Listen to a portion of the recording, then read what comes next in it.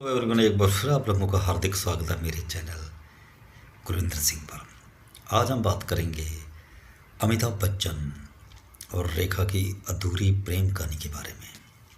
Facts, अनसुनी बातें, अफवाहें, इस प्रेम कहानी में कितनी सच्चाई है और कितनी इसमें अफवाहें हैं, कितनी इसमें फेक स्टोरीज़ हैं, सबका खुलासा मैं करने वाला हूँ।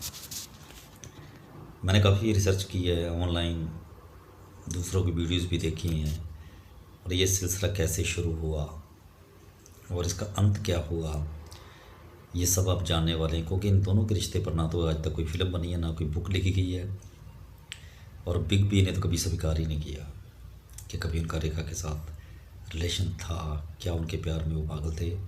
बिग बी ने ना तो किसी इंटरव्यू में कभी एक्सेप्ट ही नहीं किया, उन्होंने इस पर नो कमेंट मूड पे रहे, लेकिन रेखा ने स्वीकार किया। तो पहले तो बात करते हैं कि ये सिलसिला कहाँ से शुरू हुआ, इन दोनों की लव स्टोरी कहाँ से शुरू हुई। तो हुआ यूँ था कि 1976 में 1976 में एक फिल्म बन रही थी, दो अनजाने। टीटू जुनेजा और टोनी जुनेजा इसके प्रोड्यूसर थे, जो अमिताभ बच्चन के आज तक परम मित्र हैं। फिल्म अच्छी बनी थी। प्रेम चोपड़ा का इसमें नेगेटिव रोल था, उनको फिल्म फेयर अवार्ड भी मिला था।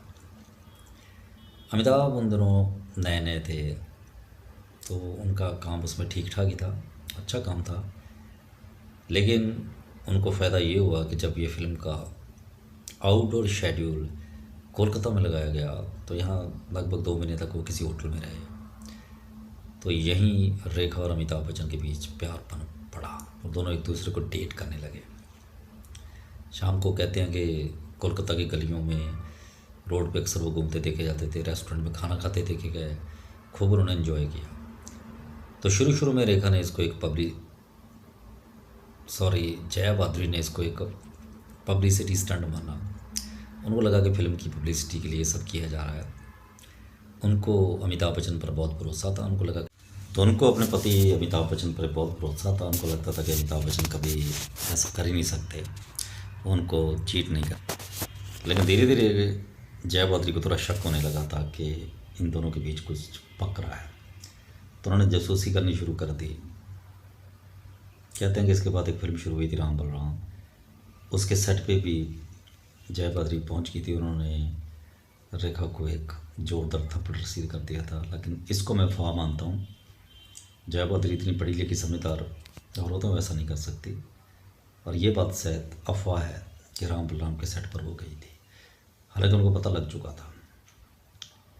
तो ये इनकी प्रेम कहानी लंबे समय तक चलती रही। फिल्म गलियारों में, मैगजीन्स में, फिल्म फेयर मैगज़ीन, फिल्मी दुनिया, फिल्मी कलियाँ, सुषमा, उन दोनों जितने भी मैगज़ीन हुआ करते थे, इनकी लव स्टोरी के चर्चे हुआ करते थे। नीतू सिंह और ऋषि कपूर की मैरिज में तो रेखा सिंदूर बालों में लगाकर, मांग में लगाकर और मंगलसूत्र पहनकर चली गई थी।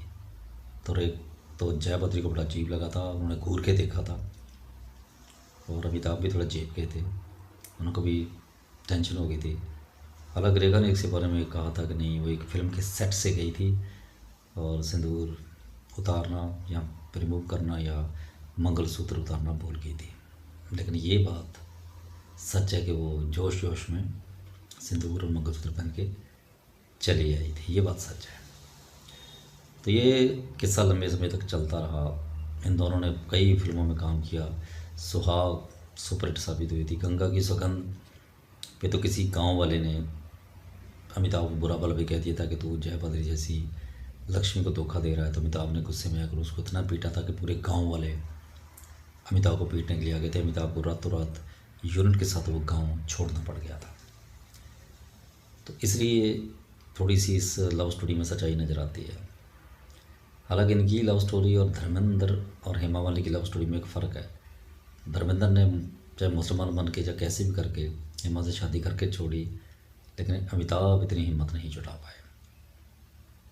तो एक तरह से उन्होंने अच्छा ही काम किया कि जया भाद्री को उन्होंने धोखा नहीं दिया।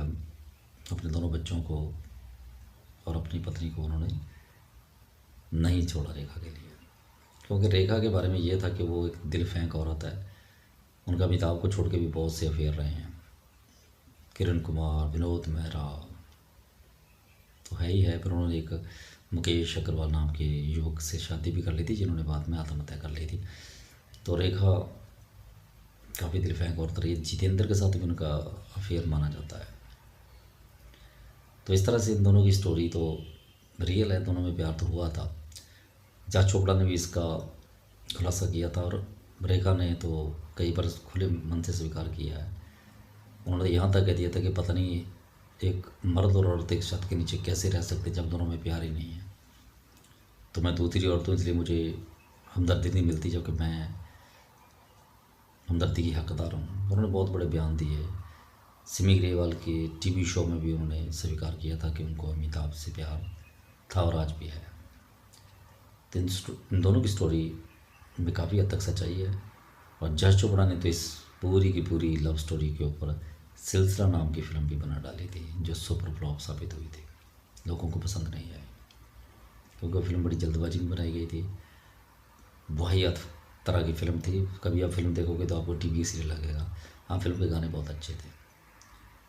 तो इस स्टोरी का अंत ऐसे हुआ कि एक बार जय बहादुर जी ने रेखा को रात के खाने पे बुलाया, अपना घर दिखाया, बड़ी इज्जत की, बहुत आदर मान दिया, सत्कार किया, और बाद में जाते टाइम कह दिया कि वो अमित को कभी नहीं छोड़ेंगी। तो रेखा समझ गई कि इन दोनों में कभी भी डिवोर्स नहीं हो सकता, ये जोड़ी उठ है।